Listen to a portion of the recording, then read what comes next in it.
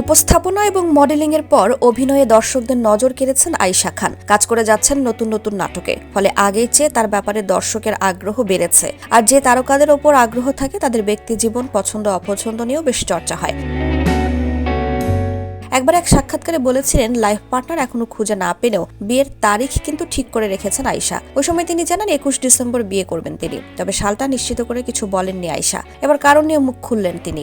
বিষয়টি নিয়ে সাক্ষাৎকারে ব্যাখ্যা করে আয়েশা বলেন, আমার কাজিনরা বিয়ের পর দেশের বাইরে সেটেলড হয়েছে, ওরা একই মাসে ছুটি পায় না, এক একজন এক এক সময় ছুটি পায়, ফলে আমরা কারো বিয়েতে একত্র হতে পারিনি। বিয়ের তারিখটা আগে থেকেই বলে রেখেছি, ওদের ফোন করলে যেন চলে আসতে পারে। এই সবিজ কন্যা যোগ করে বলেন, আমি কাজিনদের খুবই মিস করি। ছোটবেলা থেকে গল্প করে মুভি দেখে সময় কাটিয়েছি, ওদের কথা ভেবেই সিদ্ধান্তটা নিয়েছি। তবে কোন বছরের 21 ডিসেম্বর বিয়ে করব সেটা এখনো সিদ্ধান্ত নেই।